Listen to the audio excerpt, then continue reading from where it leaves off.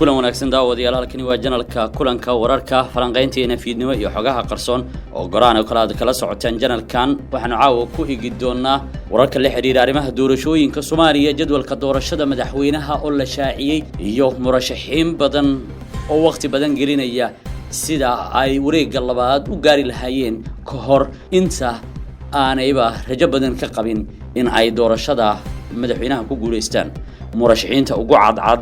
meelaha ay saameynta ka leeyihiin rajada ay qabaan iyo dhinacyada loo saadaalinayo ayaanu eegi doonaa oo sidoo kalena falanqayn ku sameyn doonaa inta ka horeyse waxaan idinka dalbanaynaa daawade haddii aad ku cusub tahay channelka kulanka wararka fadlan subscribe sar haddii aad ka heshid wararka iyo warbixinada halkaani aan soo gelina like garay sidoo kale aragtidaada noogu reeb qaybta hoose ee commentiga mahadsanid ragaagana ku bilownay guddiga qabanqaabada doorashada madaxweynaha Soomaaliya ayaa ku dhawaaqay in 15 bishan ay dhici doonto doorashada madaxweynaha guddiga labada gole ee baarlamaanka ee qabanqaabada doorashada madaxweynaha ayaa jadwal ay soo saareen maanta waxay sidoo kale ku sheegeen diiwaangelinta musharaxiinta madaxweynaha inay bilaaban doonto 8 bishan May isla markaana ay socon doonto ilaa 10 bishan hadal jeedinta musharaxiinta madaxweynaha ayaa dhici doonto 11 bishan ilaa 12 bishan May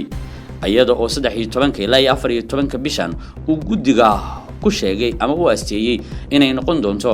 maalmaha guddiga uu dhameystiri doono diyaar garowga doorashada isla markaana maalinta ku xigta ee ah Axad 15 bisha May ay dhici doonto doorashada madaxweynaha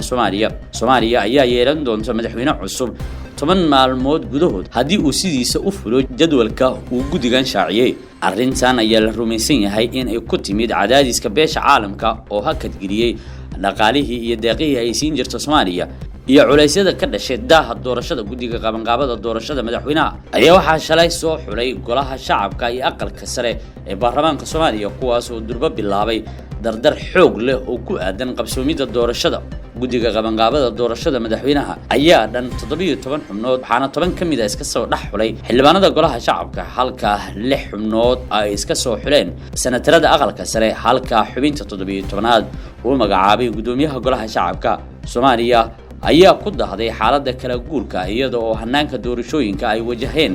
culaysyo kala duwan iyo khilaafyo hor leh oo markii dambe badankood xal laga gaaray murashaxiin dhowr ah ayaa u taagan iyada oo in ku dhow 40 murashax oo ka soo kala jeeda beelaha Daarood iyo Hawiye ay u taagan yihiin xilka madaxweynaha Soomaaliya waxaana muuqanaysa in beesha Hawiye ay tahay beesha ugu badan ee murashaxiinteeda ay u sharaxan yihiin waxaana murashaxiinta ugu cadcad ay yihiin beesha Hawiye madaxweynihii hore ee Soomaaliya Xasan Sheekh Maxamuud ra'iisul wasaarihii hore ee Soomaaliya Xasan Cali Khayre madaxweynihii dawladda ku-meel gaarka ah ee Shariif Sheekh Axmed murashax madaxweyne Daahir Maxamuud Geelle murashax madaxweyne Cabdiraxmaan Cabdishakuur murashax madaxweyne Cabdikariin Xuseen Guuleed murashax madaxweyne Cabdiqaadir Cusable Cali iyo murashaxiin kale halka beesha Daarood ilaa hadda la og yahay in murashaxiinta ugu cadcad ay yihiin murashax madaxweyne Saciid Cabdullaahi Dani iyo murashax madaxweyne Maxamed Cabdullaahi Farmaajo waxa sidoo kale la hadalaya inay dhawaan ku soo biiri doonaan murashax madaxweyne Umar Cabdirashiid Cali Sharmaake iyo xubno kale oo daneynaya xilka madaxweynaha Soomaaliya qaabka ay wax ku socdaan iyo hanaanka laga qiyaas qaadan karo ee doorashada guddoonka golaha shacabka iyo kan aqalka sare waxa uu muujinayaa in ilaa 4 musharax ee kala ah Maxamed Cabdullaahi Farmaajo Saciid Cabdullaahi Dani Xasan Sheekh Maxamuud iyo sidoo kale murashaxiin uu soo raaci karo Xasan Cali Khayre ama Cabdiraxmaan Cabdishakuur in ay noqon doonaan 4 musharax ee wareegga labaad isugu soo hari doona iyadoo oo wareegga labaad hadii loo gudbana ay u eg tahay in murashaxiin badan oo uu ku jiro madaxweynaha xilkiisu dhamaaday ee Soomaaliya iyo sidoo kale Shariif Sheekh Axmed iyo Xasan Cali Khayre ay u eg yihiin kuwa iskaashi sameyn doona halka Saciid Cabdullaahi Dani Cabdiraxmaan Cabdishakuur iyo sidoo kale Xasan Sheekh Maxamuud ay iyaguna sameyn doonaan iskaashi kale taas oo awood xoog leh oo codeed lagu wajihi doono wareegga labaad waxaana loo badinayaa in wareeggaas uu noqon doono kan ugu adag ee tartanka doorashada xiisahana u yeelaya dhinacyo kala duwan oo qiimeynaya arrintan ayaa sheegaya in Maxamed Cabdullaahi Farmaajo uu in ka badan 100 xildhibaan heli doono wareegga koowaad iyada oo wareegga labaad laga cabsi qabo in xildhibaanadaasi uu lumiyo haddii uusan murashaxiinta uu taageerayo ee la hadal hayo sida Shariif Sheekh Axmed iyo Xasan Cali Qeere uusan codadkiisa siin waxay u egtahay in codadka ay u wareegi doonaan garabka kale ee isbahaysiga ah ee Cabdiraxmaan Cabdishakuur Saciid Cabdullaahi Dani iyo Xasan Sheekh Maxamuud kaas oo awood ay isugu keen doonaan saddexdooda midka codadka ugu badan hela xildhibaanada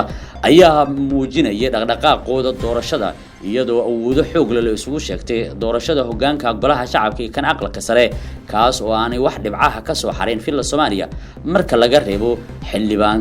gudoomiye ku-xigeenka labaad ee golaha shacabka Abshirow kaas oo loo tirinayo in lafta gareen garabkiisa uu ka soo baxay inkastoo laftiisu calaamad su'aal ay saaran tahay maadaama habeenkii la doortay uu dhowr musharax isku dul booqday taas oo mugdi gelisay in si rasmi ah loo go'aamiyo halka uu jiro